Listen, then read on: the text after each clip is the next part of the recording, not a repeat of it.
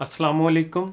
1925 میں ایک ممتاز فرانسیسی عالم عمرانیات پال بیورو کی کتاب اخلاقی انحطاط کی جانب لندن سے شائع ہوئی، جہاں زیب رازی صاحب نے اس پر لکھا ہے کہ اس کتاب نے فرانس اور فرانسیسی معاشرے، بلکہ اگر یہ کہا جائے کہ یورپین معاشرے کے اخلاقی زوال اور انحطاط کی دھجیاں اڑا کر رکھ دی ہیں۔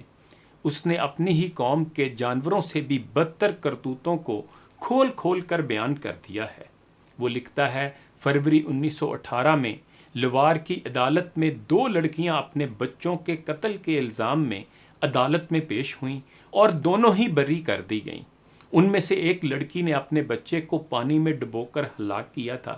اس کے ایک بچے کی اس کے رشتہ دار پہلے سے پرورش کر رہے تھے اور اس دوسرے بچے کی بھی پرورش کرنے کے لیے آمادہ تھے، مگر اس نے پھر بھی یہی فیصلہ کیا کہ اس غریب کو زندہ نہ چھوڑا جائے۔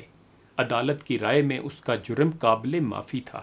دوسری لڑکی نے اپنے بچے کا گلا گھونٹ کر مار دیا اور گلا گھونٹنے پر بھی جب اس میں جان باقی رہ گئی تو دیوار پر مار کر اس کا سر پھوڑ دیا۔ یہ عورت بھی فرانسیسی ججوں اور جیوری کی نگاہ میں قصاص کی سزاوار نہ ٹھہری۔ اسی 1918 کے مارچ میں سین کی عدالت کے سامنے ایک رقاصہ پیش ہوئی جس نے اپنے بچے کی زبان حلق سے کھینچنے کی کوشش کی، پھر اس کا سر پھوڑا اور اس کا گلا کاٹ ڈالا۔ یہ عورت بھی جج اور جیوری کی رائے میں مجرم نہ تھی۔ یہ سب کام اتنی آرام سے آسان نہیں بن گئے تھے۔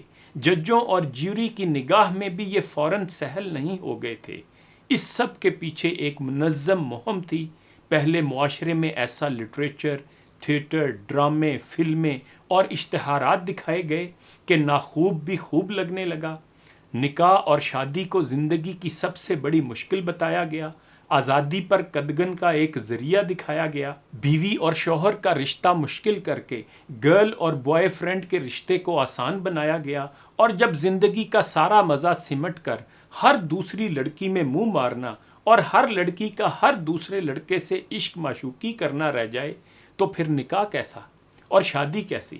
اور اگر بحالت مجبوری معاشرے کو دکھانے اور دقیانوسی دماغ رکھنے والے پرانے زمانے کے گھر والوں کا منہ بند کروانے کے لیے شادی ہو بھی گئی تو کم سے کم فرار کے راستے تو مسدود نہ ہوں۔ یہ سوچ کر ایک منظم انداز میں نسل نو کے قتل عام کا منصوبہ بنایا گیا، جہاں بچوں کے قتل جج اور عدالت سمیت پورے معاشرے کے لیے ہنس کر سہ جانا آسان بنا دیا گیا۔ اور اب یہی طرز عمل ہمارے معاشرے میں بھی لانے کا کام پورے زور و شور سے جاری و ساری ہے۔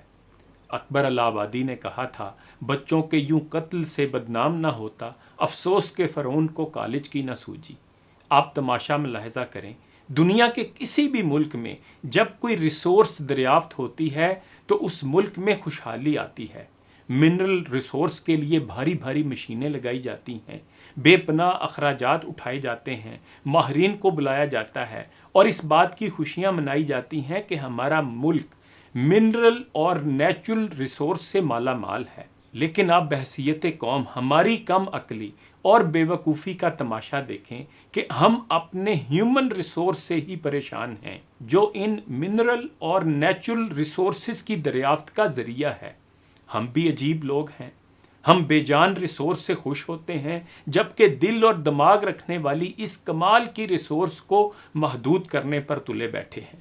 آپ اندازہ تو کریں، جو انسان ہواؤں اور خلاؤں تک اپنے دماغ کی بدولت پہنچ گیا، جس کی بے پناہ صلاحیتوں کا یہ عالم ہے کہ اس نے سمندر کی تہہ میں پہنچ کر دنیا کو حیران کر دیا ہے، اور جو ایک سال سے زیادہ سمندر کے اندر رکنے کی صلاحیت پیدا کر چکا ہے، ہم اسی کے پیچھے لاٹھی لے کر پڑ گئے ہیں۔ دنیا بھر میں بزرگ اور ضعیف لوگ زیادہ ہیں۔ ہم وہ خوش قسمت ترین ملک ہیں جو نوجوانوں کا 65% رکھتے ہیں، اور ہم اس ہیومن ریسورس کو استعمال میں لانے کی بجائے اس سے پریشان ہیں۔ اپنی نااہلی اور کم عقلی کا یہ کون سا علاج ہے کہ اس قیمتی ترین ریسورس پر ہی پابندی لگا دو جو کہ آپ کو ہینڈل کرنا نہ آتی ہو؟ آپ مردم شماری تک ٹھیک سے نہ کر سکیں، آپ 30 سے 40 سالوں میں ایک ڈیم تک نہ بنائیں، وسائل کی غیر منصفانہ تقسیم کا یہ حال ہو کہ صرف نالہ لئی کی صفائی کا بجٹ بلوچستان کے کل بجٹ سے زیادہ ہو، ملک کو 70% ریونیو دینے والا شہر کراچی بلک اور سسک رہا ہو، پورے ملک میں کوئی ڈھنگ کا سرکاری ہسپتال، اسکول اور کالج نہ ہو، آپ کے ملک کی کوئی سرکاری جامعہ ٹاپ 500 یونیورسٹیوں میں بھی شامل نہ ہو، محنت کرنے والوں کے منہ سے نوالا چھینا جاتا ہو اور صرف 2% لوگ 98% لوگوں کے مال پر جونک کی طرح چپک کر بیٹھے ہوں، ہر دفعہ نئی پارٹی میں جا کر پرانی وزارت کے مزے لیتے ہوں، 1947 کے بعد سے آپ 1 انچ ریلوے کی پٹری میں اضافہ نہیں کر سکے ہیں، چلتی ہوئی سرکولر ریلوے تک نہیں چلا سکے ہیں، 8500 میڈیکل کے طلبہ و طالبات کے لیے کراچی جیسے شہر میں 750 سیٹیں ہوں اور باقی بچے A1 گریڈ لے کر بھی رول رہے ہوں، پینے کا صاف تو چھوڑیں، گندا پانی تک نلکوں میں نہ ہو اور گٹر کا گندا پانی ہر وقت سڑکوں پر ہی موجود ہو، جہاں سڑکیں کم اور گھڑے زیادہ ہوں، اہم شاہراہیں تک طریقے سے نہ بنی ہوئی ہوں، 18.5 لاکھ مقدمات عدالتوں میں زیر التوا ہوں اور میرے ملک کا قاضی القضا 2 بچے خوشحال گھرانہ کی مہم چلانے میں مصروف عمل ہو، وہاں اپنی نااہلی کو چھپانے کے لیے اللہ تعالیٰ کے اتنے بڑے ریسورس اور پروجیکٹ کو مورد الزام نہ ٹھہرائیں۔ آپ نے تو ویسے بھی کچھ نہیں دیا، آپ دے بھی نہیں سکتے ہیں، اس کے باوجود آج 95% پاکستانی اپنے والدین سے کہیں زیادہ اچھی زندگی گزار رہے ہیں اور ان وسائل اور سہولیات سے لطف اندوز ہو رہے ہیں جو ہمارے آباء و اجداد نے خواب میں بھی نہیں دیکھی تھیں۔ اللہ تعالیٰ قرآن میں 2 جگہ فرماتے ہیں کہ اپنی اولاد کو رزق کے ڈر سے قتل مت کرنا، دیکھو تمہیں بھی ہم کھلاتے ہیں اور انہیں بھی ہم ہی کھلائیں گے۔ اللہ کے رسول کے فرمان کا مفہوم یہ ہے کہ زیادہ بچے جننے والی اور زیادہ محبت کرنے والی عورتوں سے نکاح کرو، اور فرمایا کہ زیادہ بچے پیدا کرو، میں قیامت کے دن اپنی امت کی کثرت پر فخر کروں گا۔ آپ ترکی کی مثال لے لیں، انہوں نے اپنا پیسہ اور اپنے وسائل اپنی عوام پر خرچ کیے ہیں اور اب ان کو اندازہ ہو چکا ہے کہ یہ ریسورس تیل، پیٹرول، گیس اور سونے چاندی سے کہیں زیادہ قیمتی ہے۔ اس لیے طیب اردوغان نے اعلان کر دیا کہ 2 سے زیادہ بچے پیدا کریں تاکہ ہماری قوم ترقی کرے۔ ترک حکومت اس گھرانے کو وظیفہ دیتی ہے جہاں 2 سے زیادہ بچے پیدا ہوتے ہیں تاکہ وہ اپنے بچوں کی بہترین تعلیم و تربیت کا انتظام کر کے ملک و قوم کے لیے کارآمد فرد بنا سکیں۔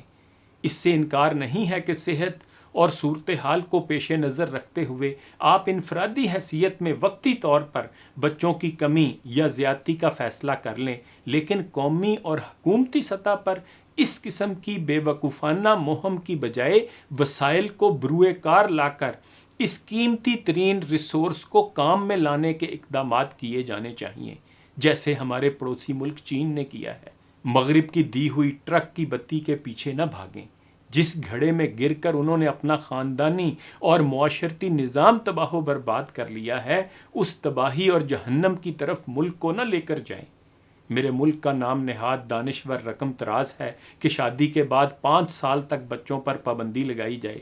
اللہ تعالیٰ نے میاں اور بیوی کے درمیان محبت کا جو ذریعہ اور رشتہ بنایا ہے وہ یہی اولاد ہے، جو دیر اور دور تک بلکہ زندگی کی آخری سانس تک میاں بیوی کو ایک دوسرے سے جوڑے رکھتی ہے۔